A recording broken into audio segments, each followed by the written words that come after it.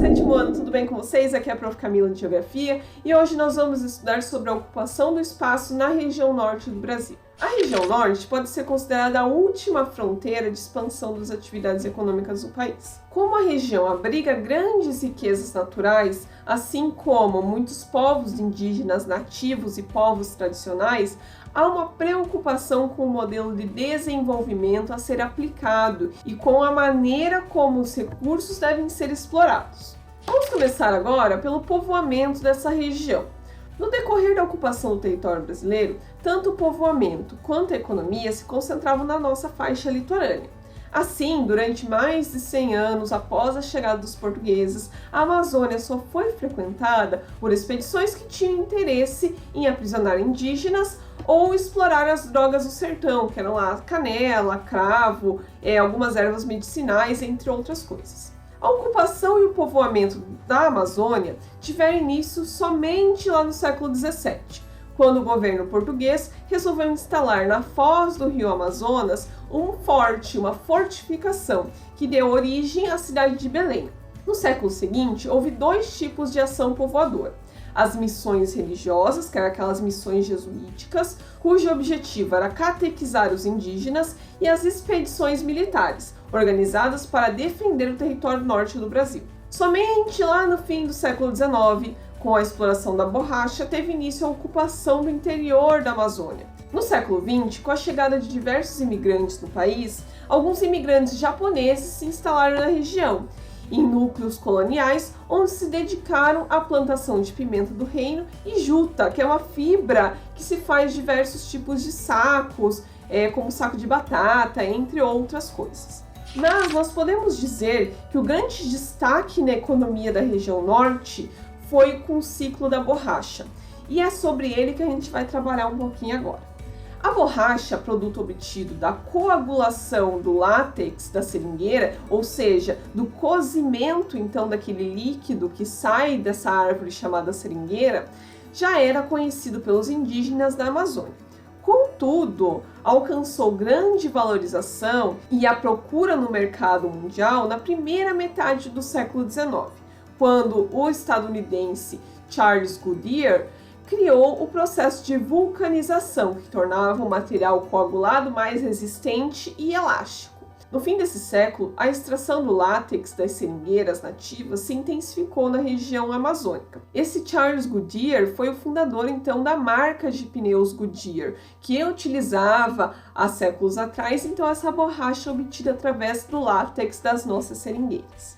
E essa borracha gerou tanta riqueza para a região amazônica, em que a cidade de Manaus, ela foi o grande centro econômico da região norte durante esse período. E para essa região começou a vir então pessoas da elite brasileira e com isso começaram a fazer grandes construções na cidade de Manaus. Um exemplo é o Teatro Amazonas, construído lá na cidade de Manaus. Esse teatro, então, ele simbolizava o auge da riqueza produzida pela extração da borracha e foi considerado por muito tempo um dos teatros mais luxuosos do mundo. O seringal, a área de exploração das seringueiras, geralmente pertencia a um seringarista, que controlava toda a produção e contratava também os seringueiros. A princípio, os seringueiros eram os próprios nativos. No entanto, o aumento da produção atraiu imigrantes de outras regiões para essa região norte. No fim do século XIX, o grupo mais numeroso que foi trabalhar como seringueiro foram os nordestinos, que, em decorrência da seca na região nordeste, migraram aos milhares para a Amazônia. Durante alguns anos, o Brasil liderou toda a produção mundial de borracha, produto que apresentava preços muito elevados no mercado internacional. Como a borracha era cada vez mais procurada, a Inglaterra fez grandes plantações de seringueiras em suas colônias no Oriente, especialmente na Malásia. Na verdade, muitos dizem que esses ingleses vieram para o Brasil, roubaram mudas de seringueiras e levaram para a Malásia, tá? Onde em poucos anos essas plantações passaram a produzir mais do que os seringais nativos da floresta amazônica, justamente porque lá naquela região não existiam as mesmas pragas que existiam aqui, elas conseguiram se desenvolver muito melhor para lá e também com custos mais reduzidos. Assim, a partir de 1913, o Brasil perdeu a sua colocação de líder mundial na produção dessa borracha natural, que entrou em decadência e muitos seringais foram abandonados. Integração regional. As paisagens da região norte começaram a se modificar a partir da década de 1960, com o esforço do governo federal para integrar o norte do Brasil ao centro-sul do país. Entre as medidas estabelecidas, destaca-se a criação da Superintendência de Desenvolvimento da Amazônia, a SUDAM, o Banco da Amazônia, chamado de BASA, e da Superintendência da Zona Franca de Manaus, seria a SUFRAMA. Eles eram responsáveis, então, por implementar projetos de desenvolvimento e infraestrutura e colonização nessa região norte. Entretanto, a maioria desses projetos nem sempre considerou os interesses locais, sobretudo da população indígena. Os projetos se voltavam principalmente para atender à expansão de atividades econômicas e de empresas do centro-sul do país para essa região. Com isso, na região surgiram vários conflitos entre indígenas, fazendeiros e poceiros, que eram pessoas que ocupavam e passavam a cultivar terras pertencentes então ao governo brasileiro. Houve ainda divergências de ordem ambiental. Nós podemos dizer que a partir dessa década de 60 foi quando o desmatamento da Amazônia começou a ser muito mais frequente do que nas décadas anteriores. A primeira forma de integração da região norte à economia do país se deu com a grande expansão da agropecuária. Isso resultou em exagerada concentração de terras na região e no trabalho de pequenos agricultores. Além disso, a modernização agrícola do Centro-Sul impulsionou muitos agricultores em direção a essa fronteira norte, um dos poucos territórios livres ainda existentes no nosso país.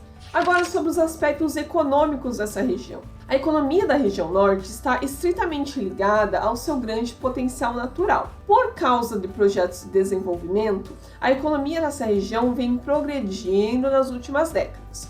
De acordo com o IBGE, entre 2002 e 2016, o PIB dos estados da região foi superior à média nacional.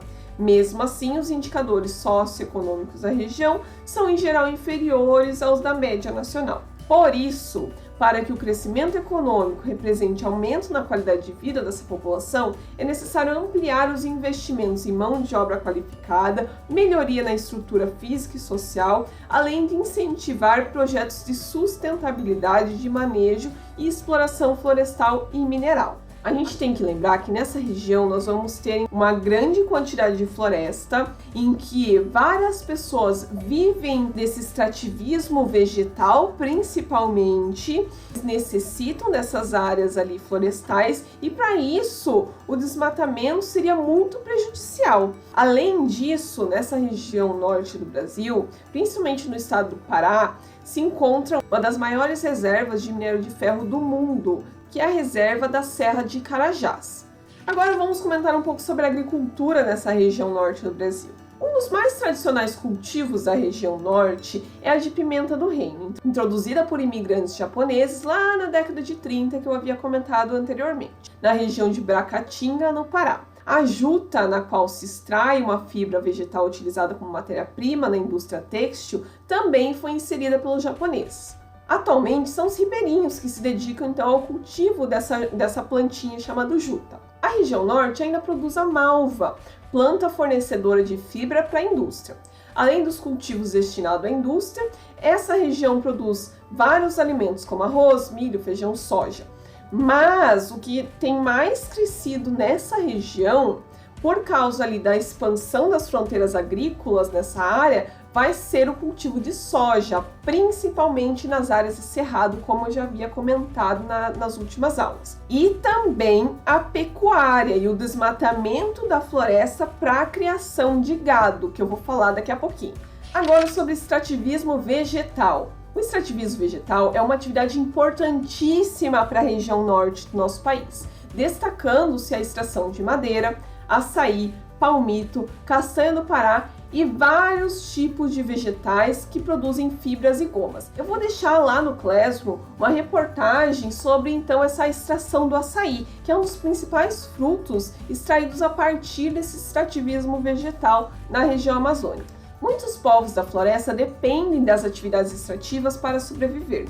Contudo, apesar de serem recursos naturais renováveis, os produtos extraídos da floresta correm o risco de serem extintos por causa da forma inadequada de coleta. A borracha ainda é produzida em várias áreas, apesar de não representar mais a base da economia da região. A biodiversidade da Amazônia vem despertando interesse da indústria farmacêutica global. Os caboclos e os indígenas da região detêm o conhecimento de plantas com propriedades terapêuticas e assim servem de guias para pesquisadores que se embrenham na floresta em busca dessas plantas, a fim de realizar pesquisas laboratoriais para a produção de medicamentos. Para garantir o modo de vida dessas populações, foram criadas as reservas extrativistas, que são uma categoria das unidades de conservação que asseguram o uso sustentável dos recursos naturais. Agora falaremos sobre a pecuária. A pecuária na região norte se concentra na criação de bovinos e búfalos. Búfalos principalmente lá próximo da ilha de Marajó, lá no Pará. Até a década de 1970, o gado bovino leiteiro e de corte se destinava ao consumo regional e se desenvolvia em áreas de pastagem natural. Entretanto, desde esse período, empresas agropecuárias com grande potencial financeiro se instalaram na região, derrubando extensas áreas de floresta e as substituindo por pasto. Depois que isso acontece, esses grandes fazendeiros eles acabam fazendo queimadas justamente para limpar essa área ali e abrir espaço para as pastagens. Conforme dados de 2017, 22,6% do gado bovino brasileiro era criado na região norte do Brasil. O rebanho de búfalos foi introduzido na região no início do século XX, nos campos inundados da ilha de Marajó, no Pará. Atualmente, também ocupa outras áreas do estado, assim como as do Amapá e do Amazonas.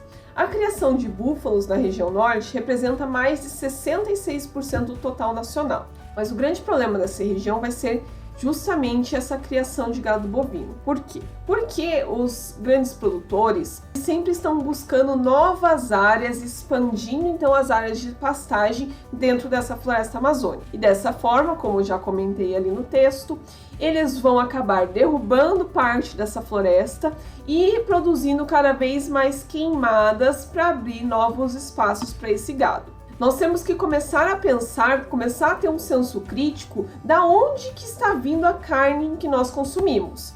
Essa carne, será que vem justamente desse desmatamento da floresta amazônica? A gente nunca para pensar sobre o alimento que a gente consome, infelizmente. Vamos começar a ter um pouco mais esse senso crítico, não precisa parar de comer carne, mas começar a pensar da onde que está vindo essa carne. Será que essa carne vem do desmatamento da floresta amazônica, dessas queimadas que está havendo na floresta amazônica? Fica aí algo para a gente pensar, para a gente refletir. Agora sobre o extrativismo mineral na região norte. A exploração mineral foi outra estratégia utilizada pelo governo federal a fim de incentivar a ocupação e o desenvolvimento econômico da região norte. Ferrovias e portos de escoamento foram construídos para facilitar o transporte e a exportação de minérios. Em 1957, na Serra do Navio, no Amapá, foi instalada uma empresa multinacional que explorou manganesa até meados da década de 1990. Esse estado foi um grande exportador desse minério de manganês.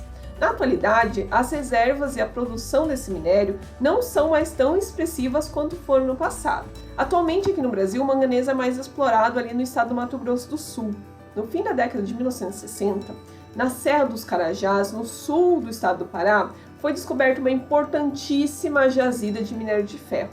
Mais tarde, nessa mesma área, foram descobertas grandes reservas de cobre, manganês, bauxita, níquel, estanho e ouro. O diamante e o ouro de diversas áreas da Amazônia são explorados pelo garimpo, que provoca muitos impactos socioambientais. Para separar o ouro do cascalho retirado do fundo dos rios é utilizado mercúrio, metal que contamina não somente os próprios garimpeiros, mas também a água, os peixes, de forma mais indireta, as populações que os consomem. O aumento do desmatamento está diretamente relacionado à expansão dos garimpos, inclusive dentro das áreas de conservação e de terras indígenas, o que é proibido por lei. Como é que acontece então essa separação do ouro dos cascalhos do rio? Geralmente os garimpeiros vão utilizar uma peneira chamada de bateia. Essa bateia ela vai ter diversos furinhos ali, e o ouro ele vai acabar se acumulando nas partes mais baixas dessa peneira, tá? Por quê? Porque o ouro ele vai ser um mineral muito mais pesado do que o restante das pedrinhas que vai estar ali junto desse material retirado então do fundo dos rios. E esses garimpeiros vão utilizar o mercúrio porque o mercúrio ele vai ser um mineral também que na temperatura ambiente ele vai estar líquido, ele vai ser como se fosse uma liga metálica mais líquida e o ouro vai se destacar no meio desse mercúrio. Tá? Então por isso que esses garimpeiros utilizam esse mineral tóxico, esse mercúrio. Mas os prejuízos ambientais e também sociais do uso desse mercúrio líquido é extremamente negativo. E a abertura de minas costuma atrair ainda grande número de imigrantes para essa região, o que resulta em problemas sociais, geralmente associados à carência de infraestrutura. Por isso é fundamental que haja um planejamento adequado e que leve em conta tanto os aspectos ambientais quanto sociais para essa região. Na região norte, outros recursos minerais importantes são explorados, como a bauxita, que é o minério de alumínio, a cassiterita, na qual se extrai o estanho. Indústria. Até a década de 1960, a indústria na região norte era pouco expressiva, pois estava restrita ao beneficiamento de produtos vegetais e à produção de bens de consumo, como alimentos, bebidas, vestuário. E seu desenvolvimento ocorreu em virtude da política do governo federal de integração da região amazônica ao restante do território brasileiro. A SUDAM, que eu já tinha citado lá, que era a Superintendência da Amazônia, por exemplo, foi criada em 1966, com o objetivo de instalar indústrias na região. Foram feitos grandes investimentos para melhorar o abastecimento de energia, o sistema de transporte, de comunicação, os portos e aeroportos, entre outros. A primeira experiência de industrialização foi a criação da Zona Franca de Manaus, que ocorreu em 1967. Atualmente, a Zona Franca de Manaus é um polo que reúne centenas de indústrias que recebem incentivos fiscais como crédito, isenção de impostos de importação sobre itens necessários para a montagem de produtos ou produção desses produtos, e redução também de impostos de exportação.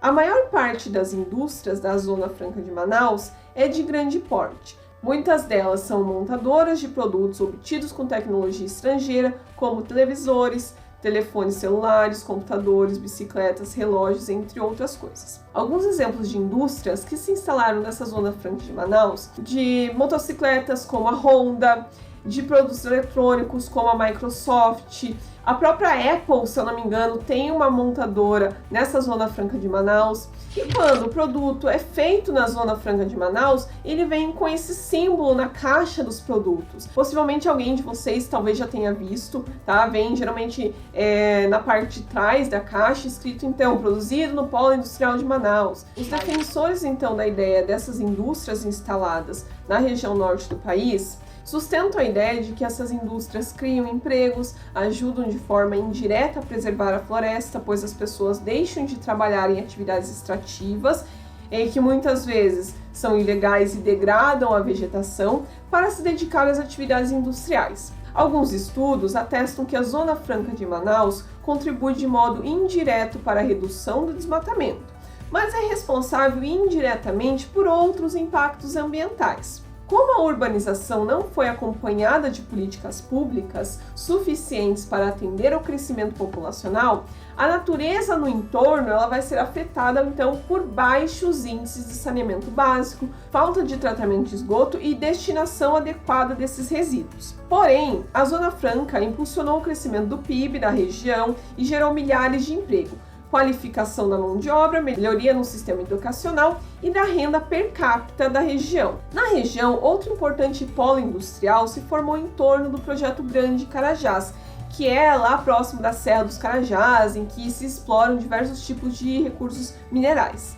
Esse polo possibilitou o beneficiamento, ou seja, a industrialização desses minérios antes da sua exportação, gerando mais empregos para os moradores da região e também o consequente aumento do produto interno bruto dessa área. E foi incentivada também nessa região a instalação de indústrias de madeira. Em Belém, há outro centro industrial com grande concentração de indústrias e bens de consumo, que produzem não só para a população do Pará, mas também para outros centros urbanos, como São Paulo e Rio de Janeiro. Centros industriais de menor porte também são encontrados em Santarém, no Pará, e nas capitais como Macapá, no Amapá, e em Porto Velho, em Rondônia. Agora começaremos a falar um pouco sobre a população e a demografia nessa região norte. Até a década de 1970, o ritmo de crescimento populacional da região norte do Brasil foi muito pequeno. A região não atraía imigrantes em virtude da sua grande extensão, da falta também de meios de comunicação, de transporte, do baixo desenvolvimento econômico. Por essas razões, permanecia pouco ocupado. Entretanto, a partir da década de 1970, o quadro começou a se modificar. Na atualidade, a região norte apresenta a maior taxa de crescimento demográfico do país e, com relação à distribuição, a população está estabelecida de forma muito irregular no espaço regional. Existem áreas com grandes vazios demográficos e outras bastante ocupadas. Belém, por exemplo, tem uma população de cerca de 1,4 milhões de habitantes e uma densidade demográfica de aproximadamente 1.402 habitantes por quilômetro quadrado. Já a população de Manaus conta com 2,1 milhões de habitantes e sua densidade demográfica aproximada é de 191 habitantes por quilômetro quadrado. A grande concentração populacional de Manaus se explica em grande parte pela industrialização da cidade, com a origem lá na Zona Franca de Manaus. Muitas cidades e povoados da região norte se concentram às margens dos rios, mantendo as características iniciais da ocupação do espaço, que a gente tem que pensar que as primeiras pessoas que se instalaram na região norte, elas vieram então pelos rios, e por isso que grande parte dessa população ainda está concentrada ao longo desses. Os habitantes se locomovem de um lugar para o outro pelos rios, pois muitas estradas construídas em meio à floresta estão intransitáveis, principalmente na época de cheia dos rios. Uma das maiores transformações da região norte é o rápido processo de urbanização ocorrido nos últimos anos. De acordo com o último censo demográfico do IBGE de 2010, 73,5% da população dessa região vive nas cidades, então é uma população predominantemente urbana. Os indicadores sociais apresentam grande evolução nos últimos anos, especialmente o aumento da expectativa de vida e a redução da mortalidade infantil, que apesar de estar reduzindo, ainda é uma das mais altas do país, o que indica a melhoria nas condições de saúde e saneamento dessa região.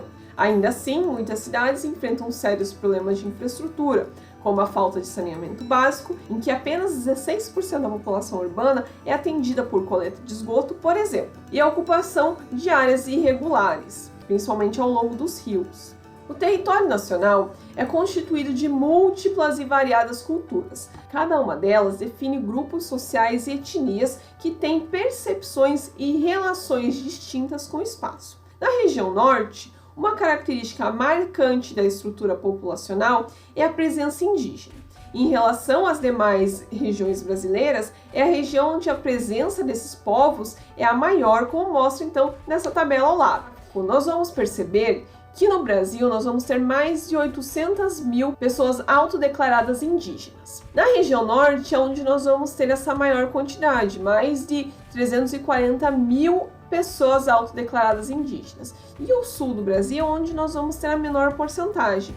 E por conta disso também, a região norte ela vai ser considerada um espaço de conflitos. A construção de grandes ferrovias, projetos de mineração e a expansão da agropecuária na região norte ocasionam então muitas lutas, perseguições e morte, principalmente dessa minoria dessa população indígena. A ocupação das terras por diferentes grupos gera uma série de conflitos, principalmente nas áreas de avanço da pecuária e da mineração, atividades que não deixam espaço para pequenas propriedades e contribuem para o aumento da tensão em toda essa região.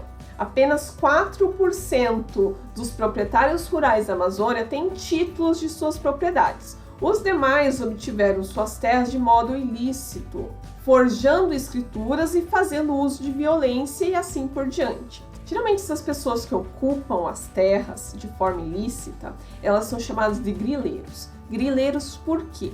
Porque antigamente as pessoas que forjavam então escrituras de propriedades de terra escreviam um documento, mas esse documento geralmente quando você faz ele tá novo. O que eles faziam? Eles coletavam diversos grilos e colocavam esse documento junto com os grilos numa caixa. Com o passar dos dias, esses grilos eles iam deixando esse documento mais amarelado por causa ali do contato deles com o papel. E com isso eles conseguiam então forjar como se fosse algo muito antigo, coisa que na verdade não era, tá? Eles inventaram ali na hora e durante alguns dias, algumas semanas que ficava ali pronto esse documento. Os indígenas, infelizmente, são o grupo que mais sofrem com a expansão agropastoril e mineradora na região. Embora o Brasil tenha delimitado essas terras indígenas em reservas que são protegidas por lei, isso não impede com que elas sejam invadidas até com certa frequência, provocando ainda mais conflitos entre os povos nativos e os invasores.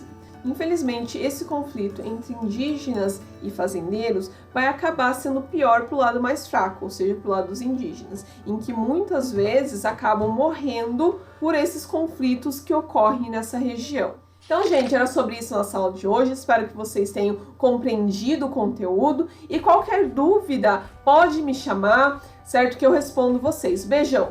Tchau!